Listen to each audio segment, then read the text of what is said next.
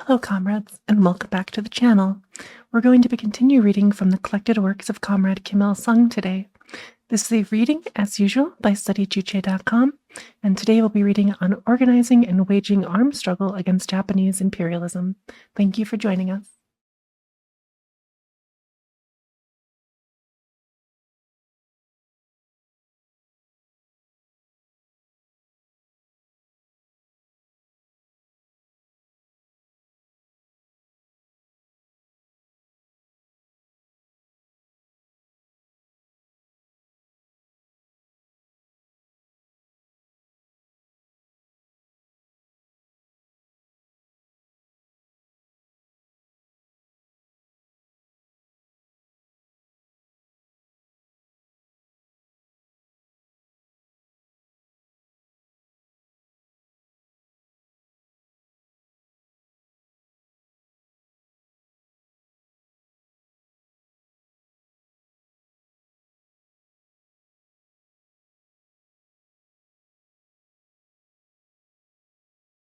All right, so without any further ado, let us begin the reading for today. This was a speech delivered at the meeting of Party and Young Communist League cadres held in Mingyungu, Yanjin County, on the 16th of December, 1931. Comrades, the present situation demands that we immediately organize and wage armed struggle against Japanese imperialism. At a time when they are launching aggression against the continent, the Japanese imperialists are intensifying their all-around reactionary offensive against the Korean people for the security of the rear. These scoundrels are now suppressing the Korean people's revolutionary advance by force of arms. They are wantonly arresting, imprisoning, and murdering our innocent people in every part of the country. This greatly aggravates the national and class contradictions between Japanese imperialism and the Korean people. The anti-Japanese struggle of workers, peasants, and broad masses in general to resist the Japanese imperialist barbarous suppression is growing stronger and is gradually turning into violent conflict. The general strike by dockers at Wonsan, the strikes by workers at the Singhung coal mine and the Pyongyang rubber factory, the peasant uprising in Tanshan, and the peasant struggle in the Fuji farm of Rongchong all show that the workers and peasants in our country have begun violent oppression to Japanese imperialism, which is armed to the teeth. A young student resistance is also rapidly growing, inspired by the Gwangju student incident. In keeping with the various violent resistances of the people in the homeland, the Korean peasant struggle is rapidly gaining momentum in eastern Manchuria too. Under the leadership of the Korean communists, a large-scale, well-organized autumn struggle took place involving more than 100,000 peasants there. This developed into a violent struggle and struck a great blow against Japanese imperialism and the reactionary landlords, and a brilliant victory was won. It has become obvious to the Korean working class, peasants, youth, and students, and other patriotic-minded people that they cannot escape ruination as a people, or even subsist without resorting to revolutionary violence. Under these conditions, it is vital for the anti-Japanese national liberation struggle to channel the surging violence of the masses into armed struggle. Organizing and launching armed struggle is the only correct method for liberating the country and liberating the people from Japanese imperialist colonial enslavement. The Japanese imperialists, those burglars, have occupied our country by force of arms and deployed counter-revolutionary forces to maintain their colonial rule in Korea. In order to suppress every patriotic struggle of the Korean people through violence, they have permanently stationed more than 2 armed divisions in our country and have established over 2,000 police stations and military police institutions, as well as dozens of prisons. They have passed all kinds of evil fascist laws to deprive the Korean people of freedom of speech, the press, assembly, association, and demonstration, and to prohibit all political activities. The Japanese imperialist aggressors are using all possible means and methods to reduce the Korean people to permanent colonial slavery. They will not retreat one step until their aggressive forces are crushed. It is a naive illusion to expect the Japanese imperialist scoundrels to leave our country meekly. The experience of the past 20-odd years of the anti-imperialist national liberation movement confirms this. From around the time when the Japanese imperialists occupied Korea to this day, our people have never ceased their anti-Japanese struggle in one form or another. But each time, Japanese imperialism mobilized its armed forces and barbarously suppressed these protests. Patriots have grieved over the ruin of the country and fervently appealed for independence, but in vain. Bigoted nationalists have foolishly tried to attain independence by submitting petition, disregarding the people's will, and Japanese imperialism has answered this with bloody suppression. Armed uprisings by the righteous volunteers and the Independence Army have also taken place. But these struggles were foiled one after the other by the counter-revolutionary forces of Japanese imperialism because they too failed to be guided by Marxist-Leninist strategy and tactics and were sporadic. Experience clearly shows that our nationwide desire for the liberation of the country can never be achieved without crushing the aggressive forces of Japanese imperialism. In order to smash these forces and liberate the country, it is imperative that we launch an organized armed struggle based on Marxist-Leninist strategy and tactics. It is self-evident that we cannot depend nor beg anyone for our country's liberation.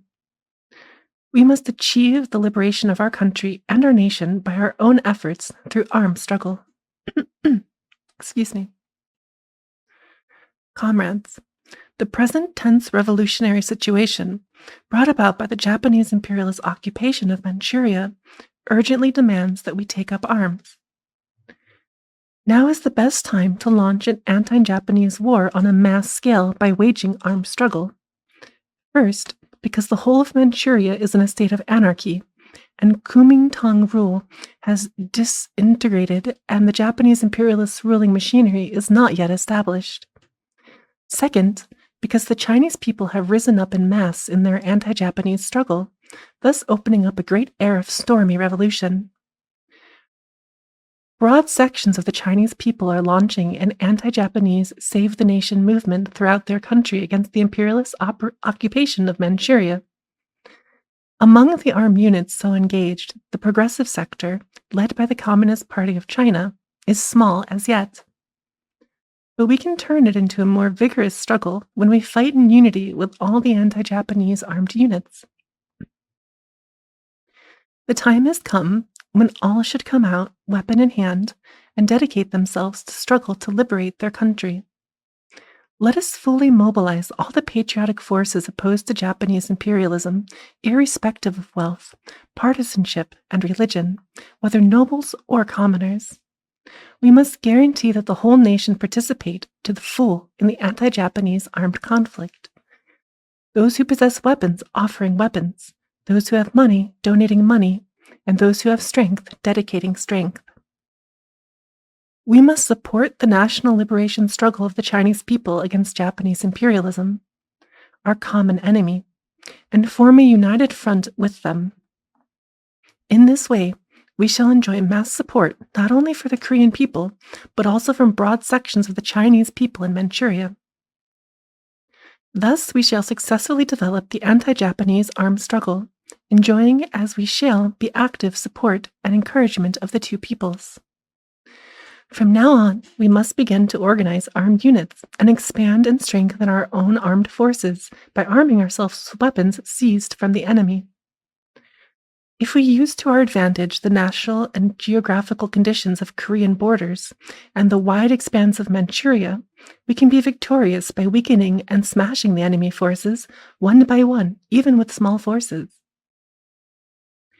This means that we must organize and wage armed struggle with guerrilla warfare as our major tactic.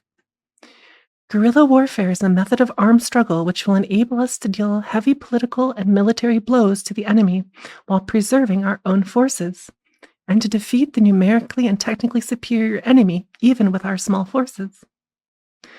Only when we organize and launch armed struggle using guerrilla warfare, while relying on the active support and encouragement of the masses and on the favorable conditions of nature and terrain, will we fully be capable of defeating the piratical Japanese imperialist aggressive forces. Part 1. On organizing an anti-Japanese people's guerrilla army. Comrades, If we want to organize and wage armed struggle, we must create our own revolutionary armed forces with sufficient strength to smash the enemy's counter-revolutionary armed forces. In order to be victorious over the Japanese imperialist robbers, it is essential that our revolutionary armed forces shall be fully capable of preserving and expanding our own strength, and of continuously weakening and destroying the enemy's forces in a long, drawn-out struggle. We must organize such a revolutionary armed force as an anti-Japanese people's guerrilla army. This army must be fundamentally different from the nationalist armed forces, the righteous volunteers, and the Independence Army, which strove for Korea's independence. It must become a genuine people's army, made up of the fine sons and daughters of workers and peasants. It must become a genuine revolutionary army equipped with Marxist-Leninist ideas, and fighting for the country's liberation, the people's freedom and happiness. Our guerrilla army must become a political army, which will not only fight for people's interests, but educates, organizes, and mobilizes them in revolutionary struggle. And it must become a working-class army, which is true not only to the Korean Revolution, but to the world revolution. We are now starting from scratch in organizing a revolutionary armed force. In the past, we nurtured communists of the new generation in the Young Communist League of Korea and the Anti-Imperialist Youth League. Thus, we have established the core around which we can organize a revolutionary armed force. Furthermore, last year we gained some experience and learned some lessons by organizing the Korean Revolutionary Army and by carrying out political and military activities. On the basis of these successes and experiences, we must first push ahead with organizing an anti-Japanese people's guerrilla army with the fine young communists seasoned and tested in the crucible of the hard-fought underground revolutionary struggle as the core. By closely combining the organization of the guerrilla army with the masses' revolutionary advance, we shall admit progressive workers and peasants as well as the patriotic youth, trained and tested in actual revolutionary struggle, and strive to expand the ranks continuously. In order to guarantee that the anti-Japanese People's Guerrilla Army properly discharges its mission as a genuine people's army, a revolutionary army, we should work to consolidate its ranks politically and militarily, while fully ensuring communist leadership. Obtaining arms is another important task to be carried out by the same times as founding the guerrilla army. Men and weapons are two elements of armed forces. Being well armed is one of the basic factors for the success of armed struggle. How then shall we equip the guerrilla army? We have no source of weapons, nor anyone to give them to us. Therefore, we have no alternative to get them by our own efforts. The only way is to capture them from the enemy. True, this is a dangerous and difficult task, but if we attack the enemy bravely and in self-sacrificing spirit with a high degree of revolutionary determination, and if at the same time we surprise them, skillfully making them vulnerable or making the most of their weaknesses, then it will be entirely possible for us to seize their weapons and arm ourselves. Weapons are our life and soul. Oppose armed force with armed force. This must be our fighting slogan at present. With this slogan, we have to display the revolutionary spirit of self-reliance. Thus, we shall take weapons from the Japanese imperialist aggressive army, from the Chinese Northeast Army, which surrendered to Japanese imperialism, and from Japanese and Chinese Northeast police, and from the evil reactionary landlords and bureaucrats, and so obtain arms for the anti-Japanese People's Guerrilla Army, which we shall soon organize. While seizing enemy weapons and arming ourselves, we must not neglect to make spears, swords, clubs, and the like, for without these primitive weapons, it will be impossible to capture enemy weapons. We have to begin by organizing small guerrilla units in different areas and arming them, and then gradually expand them to become large units of the revolutionary armed force. When we organize the anti-Japanese People's Guerrilla Army, taking in the fine sons and daughters of workers and peasants with us, young communists as the core, and when we strike repeated political and military blows at Japanese imperialism by waging swift and flexible guerrilla warfare everywhere, the scoundrels will be rendered powerless and will be surely driven out of Korea and Manchuria. Part 2. on establishing guerrilla base. In order to organize and wage armed struggle through guerrilla warfare, a guerrilla base must be set up. A solid guerrilla base will make it possible to expand the armed ranks continually and wage protracted guerrilla warfare, even when besieged by the formidable enemy. It will also make it possible for us to protect the revolutionary masses from the barbarity of the enemy. In particular, as we have to carry out armed struggle with no state backing and no aid from outside, we badly need our own firm military base, a rear base. Furthermore, this base is absolutely necessary in order to go ahead with preparations for the founding of the Communist Party and for the revolutionary movement as a whole, while waging armed struggle. A guerrilla base can take different forms according to the prevailing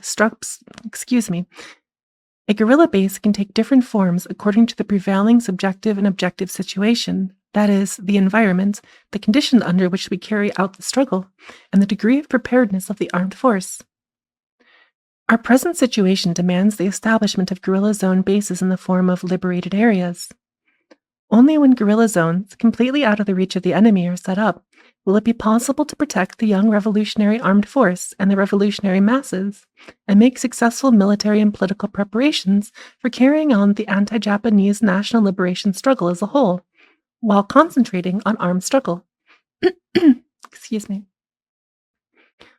To establish guerrilla zones, we should, in the initial stage, work to revolutionize the broad rural areas. The revolutionized rural areas will, on the one hand, serve as provisional centers from which the guerrilla army can conduct operations until the guerrilla zones are established, and, on the other hand, they will provide a firm base for establishing the zones. Moreover, in the course of revolutionizing the countryside, valuable experience will be gained from setting up such zones. From now on, therefore, we must make every effort to revolutionize the rural areas so that the anti-Japanese People's Guerrilla Army, the movement it has organized, will be able to rely on these areas to wage guerrilla warfare and constantly expand its military and political strength. We will have to set up secure guerrilla bases or liberated areas in favorable zones of the revolutionized rural areas as conditions shape over time. The establishment of a guerrilla base or liberated area must presuppose the following three basic conditions. First, there must be an economic base and a mass foundation to ensure protection and support from the revolutionary masses. Second, it must be geographically advantageous for the guerrilla army to defend itself even with a small force, and difficult for the enemy to attack even with up-to-date weapons. Third, it must have an armed force of its own, which should at least be capable of self-defense. The mountainous area among the Tuman River, the northern border area of our country, satisfies these conditions fairly well. This is an area where more than 80% of the population are poverty-stricken peasants who immigrated from Korea, unable to endure the oppression and exploitation of Japanese imperialism, and where socialist ideas spread early on, so the national and class awareness of the masses is comparatively high. In particular, it is here that revolutionary organizations rapidly expanded and gained a great many followers after the Mingyeng-gu meeting of last spring, and that the mass movements grew swiftly in the course of the recent autumn struggle. Moreover, this area is full of steep mountains and deep valleys and dense forests, and so forms a natural fortress difficult for the enemy to attack even with their modern weapons, but easy for a guerrilla force to defend. Also, as it adjoins the Hamgyong and Rangnim mountains of our country, this area is conveniently placed for the future revolutionary movement to advance into our homeland. For these reasons, we must set up guerrilla zones, guerrilla bases in the form of liberated areas, in the mountains and revolutionized rural areas of the Tuman River. In each guerrilla zone, we must not only train the guerrilla army politically and militarily, we must also expand and reinforce paramilitary organizations, such as the Red Guards and the Children's Vanguard, and arm everyone in defense of the guerrilla base. At the same time, we must actively nurture qualified cadres for the Korean Revolution and unite the broad masses to form a single revolutionary force through the intensified work of all the revolutionary organizations, thus energetically organizing and mobilizing them for victory in the armed struggle. In each zone, we must also establish a revolutionary government, enforce democratic reforms, build a school, a hospital, an armory, a publishing house, etc., and so bring about a new revolutionary order. Only by accomplishing these tasks can the guerrilla zones credibly perform their role as basis for armed struggle, basis for the Korean Revolution. A guerrilla zone can be only consolidated when it is closely connected with the revolutionized rural areas. If it is not, it will not be in contact with the broad masses in the enemy-held area and will consequently be isolated and hemmed in by the enemy. Therefore, we must concentrate on revolutionizing the rural areas even after the establishment of the guerrilla zones. To this end, we must deploy the revolutionary organizations in the rural areas around them and educate the masses in revolution. We must also make sure that our comrades become village heads and sub-county heads, positions at the lowest levels of the enemy's ruling institutions. If the broad masses are revolutionized and our men take these posts, then the areas are under enemy control only in name, but actually it is like the guerrilla zones under the jurisdiction of the revolutionary government. When these revolutionized areas expand, they will clearly favor the establishment, consolidation, and expansion of the guerrilla zones, and also guarantee very advantageous conditions for guerrilla operations. In order to stamp out by arms the Korean people's national liberation struggle, which is daily intensifying over the entire northern border area of our country, the Japanese imperialists are now harshly suppressing the revolutionary organizations, even massacring the Korean people, especially revolutionaries. Therefore, unless we rapidly expand the revolutionized rural areas and successfully establish guerrilla zones, we may run the risk of losing the revolutionary masses. So we have to push ahead energetically to set up guerrilla bases in close combination with the organization of the anti-Japanese People's Guerrilla Army. Part 3. On laying a mass foundation for armed struggle. In order to organize and wage armed struggle, there must be a solid mass foundation on which the guerrilla army can depend in its operations. Guerrilla warfare is, in essence, people's warfare that presupposes the active participation of the masses. The energetic participation of the people and their support and encouragement provide the basic condition for guaranteeing the constant reinforcement of the guerrilla army and the success of the guerrilla warfare. Only when there are a solid mass foundation and close ties of kinship with the masses can the guerrilla army break through bottlenecks, overcome difficulties, and win final victory, however protracted and arduous the struggle. Therefore, we must firmly unite the broad sections of the people under the banner of anti-Japanese armed struggle by strengthening organizational and political activity among them. The present situation favors the promotion of the movement for anti-Japanese National United Front, embracing all sections of our people. Excuse me. With the Japanese imperialist invasion of Manchuria, the anti-Japanese sentiments of the Korean people of all social strata have grown more than ever before, and the anti-Japanese struggle of the masses is rapidly gaining momentum. In the homeland, violent protests by workers, peasants, youth, and students are on the rise, and the anti-Japanese movement of nationalists with the concisive and patriotic men of religion is growing rapidly. In particular, the revolutionary spirit of the Korean peasants in eastern Manchuria is higher than ever before. When we give full play to this mounting revolutionary spirit and the anti-Japanese sentiments of the masses, and organize and mobilize them properly, we can form an anti-Japanese united front on a nationwide scale and lay a solid mass foundation of armed struggle. In the past, we have infiltrated workers, peasants, and other sections of Korean people into central and eastern Manchuria, formed mass organizations such as trade unions, the Peasants' Association, and the Anti-Imperialist League, uniting the broad masses around them, and carried out mass political work. In the course of this, the mass foundation for armed struggle was gradually built, and we accumulated rich experience in mass political work. In particular, we brought about a radical change in mass political work in accordance with the correct organizational line laid down at the Mingyu meeting of last spring.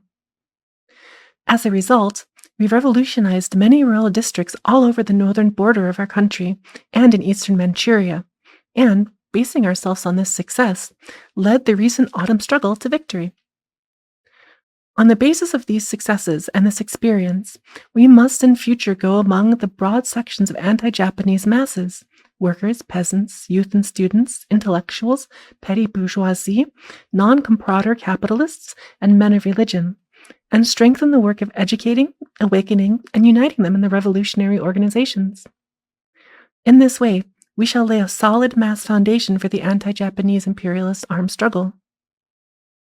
In order to do this, it is of great importance to get the majority of the people from all walks of life to join the Anti-Imperialist Youth League, the Peasants' Association, the Revolutionary Mutual Aid Society, and various other revolutionary organizations, and strengthen the revolutionary education. To do this educational work well, we must first arm ourselves with the proletarian revolution, with thoughts, and adopt the revolutionary work attitude of relying on the masses. If we fail to do this, we cannot enjoy the trust of the majority of the working people, nor develop the mass movement. First of all, we must go among the masses basic to the revolution, the workers and peasants, and do active information work by speech and pamphlets to suit the given situation and audience. Excuse me.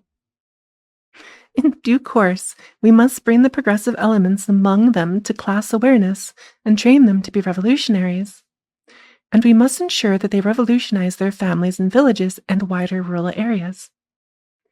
While nurturing revolutionary leading core elements in each district and constantly enhancing their leadership role, we must form basic party organizations on an experimental basis, reinforce the YCL organizations, and expand and strengthen numerous mass organizations.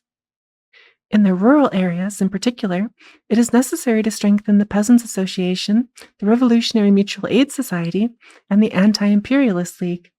Actively draw the peasant masses into organizations and give them organizational training. To lay a firm mass foundation for armed struggle, we must also continue to build, train, and expand the revolutionary forces in the course of revolutionary struggle. While constantly encouraging the revolutionary advance of the masses, we must, in the course of this, expand the revolutionary organizations and develop and train the revolutionary forces, so as to lay a more solid mass foundation for the anti-Japanese armed struggle. Part 4. On forming an anti-Japanese united front of the Korean and Chinese peoples. A successful armed struggle against Japanese imperialism also requires the formation of a broad anti-Japanese united front of the Korean and Chinese peoples. The Japanese imperialist occupation of Manchuria has stirred up the Chinese people's indignation. The mass of Chinese people have launched an anti-Japanese Save the Nation movement, and some units of the Chinese Northeast Army has risen in mutiny under an anti-Japanese banner. It is a matter of urgency to form an anti-Japanese united front of the Korean and Chinese peoples in the struggle against their common enemy, the Japanese imperialists. Only when we accomplish this will it be possible to join the utmost efforts of the Korean and Chinese peoples and deal greater political and military blows to the Japanese imperialist aggressors. Today, the most urgent need in organizing the United Front is to ally ourselves with the soldiers of the Chinese Northeast Army who have risen up holding the anti-Japanese Save the Nation banner. Overawed by the Japanese imperialist aggression in Manchuria, the Chinese Northeast warlords wavered, did not resist, and finally retreated into China proper or surrendered to the aggressors. Chief of the Northeast warlocks, Zhang Lang, fled to Jinghu the moment the Japanese invaded. Then, in October, he left Manchuria and crossed the Shangyuan over to China proper. Many other warlords in the military areas under the control of the Chinese Northeast Army knelt down before the Japanese imperialist aggressors without even firing a gun, and became their puppets, so betraying their homeland. But many Chinese soldiers and some officers with a national conscience have mutinied in protest against the warlords and have gone into the mountains. In eastern Manchuria alone, there is a growing tendency to refuse to surrender among the army units stationed in the Heilong and Yanjin. Thousands of soldiers, in groups or individually, have already risen up in Wangqing, Antu, and other districts. We, therefore, should form an allied front with the Chinese national anti-Japanese units that separated from the Chinese Northeast Army after mutinies under the banner of anti-Japanese national salvation. Then the anti-Japanese armed forces will rapidly grow in scope and strength and deal greater political and military blows at the anti-Japanese imperialist aggressive forces. Although they have rallied under the anti-Japanese banner, some units of the Chinese anti-Japanese National Salvation Army that have mutinied and the peasants' armed units are being duped by lying Japanese propaganda and by attempts to set the nationalities against each other. They are taking a hostile attitude toward the Korean people, toward communists in particular, saying that they are the puppets of Japanese imperialism and that they are going to communize Manchuria. Unless we make them see how wrong they are and lead them in the right direction, it will be difficult to unite the anti-Japanese forces, and it will be impossible to concentrate our efforts on the struggle against Japanese imperialism.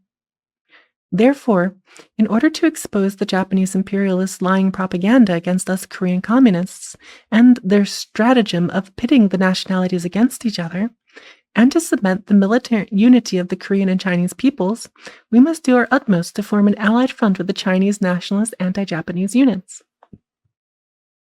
Excuse me.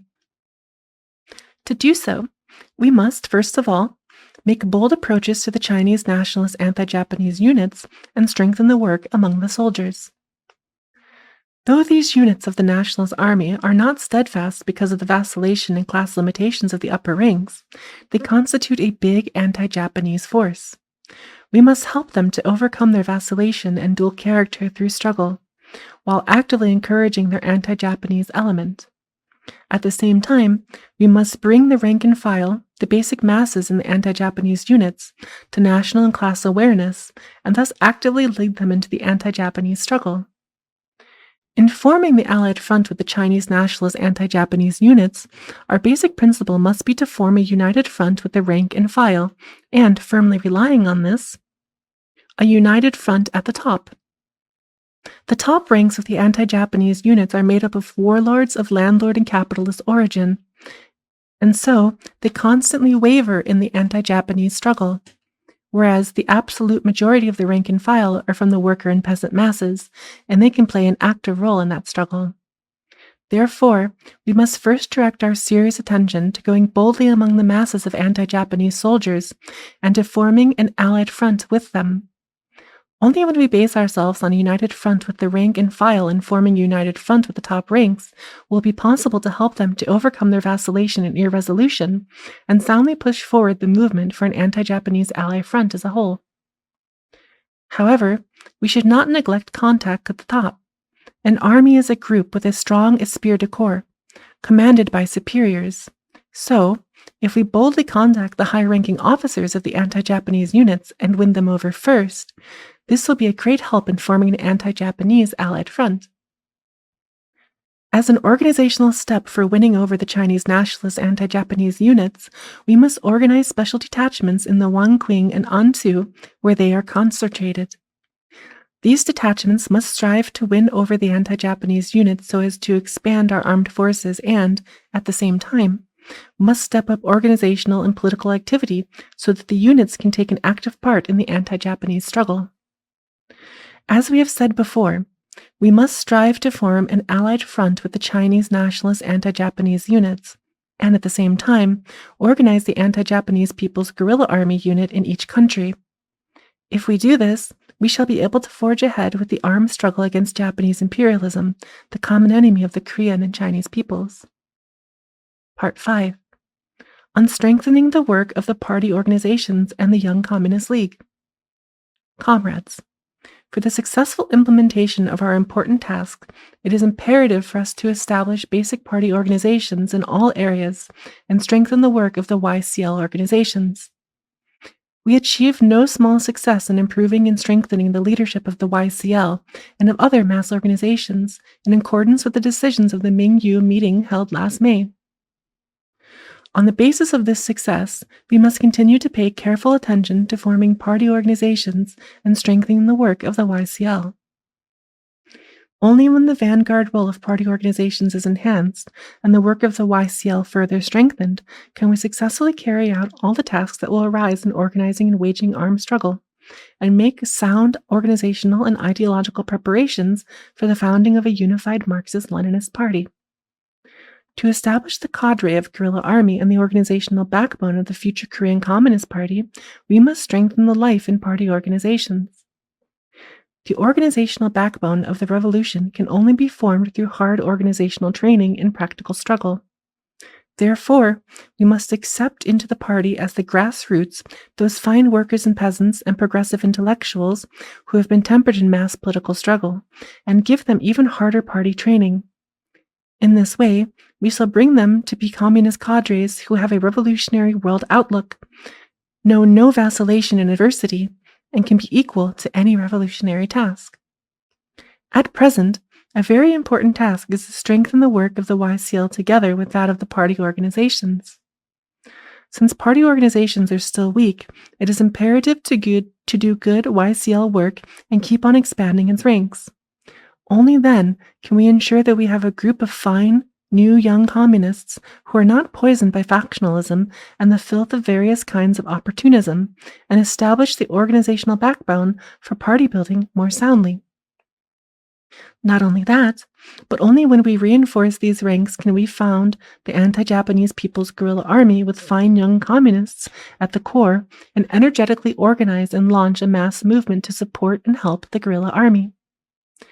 To enlarge the YCL ranks, we need a good knowledge of the characteristics of young workers and peasants and all other sections of the youth, and we must adapt our organizational and political work to suit them. Some YCL cadres who have little knowledge of the specific features of youth, from various walks of life, do poor work with the young workers and peasants and other youth of the working class origin, saying that these young people cannot play a vanguard role because of their poor education, and they cannot keep secrets. They also keep them at arm's length instead of educating them, and fail to enlist them into the YCL ranks. As a result, staunch young workers and peasants who are imbued with strong class hatred and a lofty fighting spirit stand outside the ranks for one reason or another. If we are careless about influencing the worker and peasant youth, and do not actively draw them into the YCL ranks, we will be unable to create young communists of worker and peasant class origin. The YCL must attach the highest importance to working among young workers and peasants. Being young proletarians, young workers have a strongest revolutionary spirit, esprit de corps, and a sense of unity to their counterparts in any other class. Moreover, owing to their wretched plight, the absence of political rights and unbearable hunger and poverty, they have a vital interest in the revolution and naturally take the lead in the revolutionary struggle to overthrow the old society. For this reason, even if they lack knowledge, they can all be brought up as staunch young communists when they are educated in a revolutionary way and recruited into the YCL ranks. Peasant youth, who account for the majority of our youth, are suffering from the outrageous, oppressive, and harsh feudal exploitation under the torture of Japanese imperialists and landlords.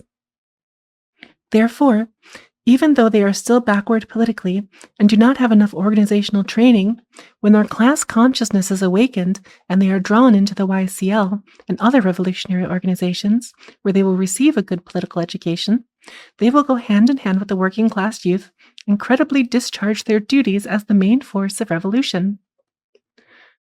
Also of importance in YCL work is to rally progressive students into the YCL organizations by working effectively among them.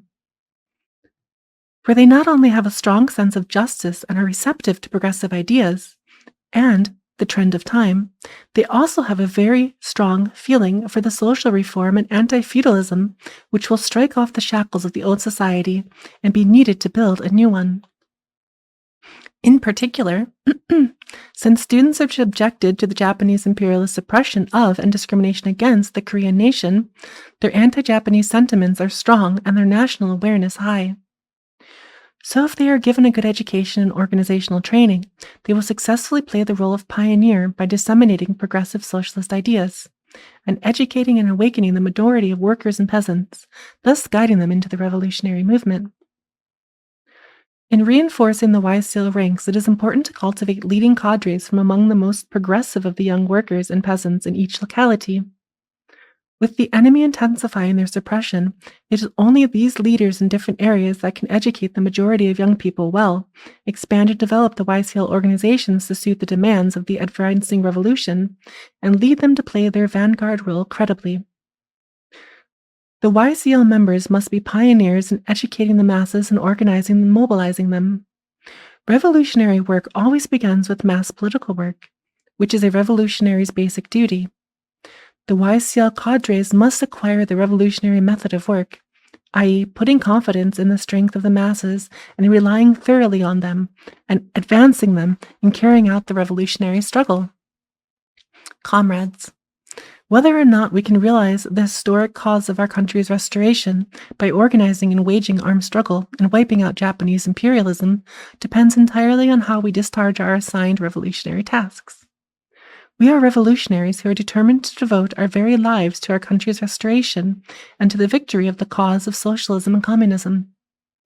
Whatever the ordeals and difficulties that stand in our way, we will fulfill our duty as communists, as revolutionaries, by accomplishing our revolutionary tasks. Let us pool our strength and go forward in armed struggle to destroy Japanese imperialism. Victory will surely be ours, and our country will be liberated without fail. Thank you for joining me today for this reading. I hope you did enjoy it. I know it's a little bit of a longer one, but I think it's a very valuable one as well. We will continue from this book in our next reading. Have a nice day. Bye-bye.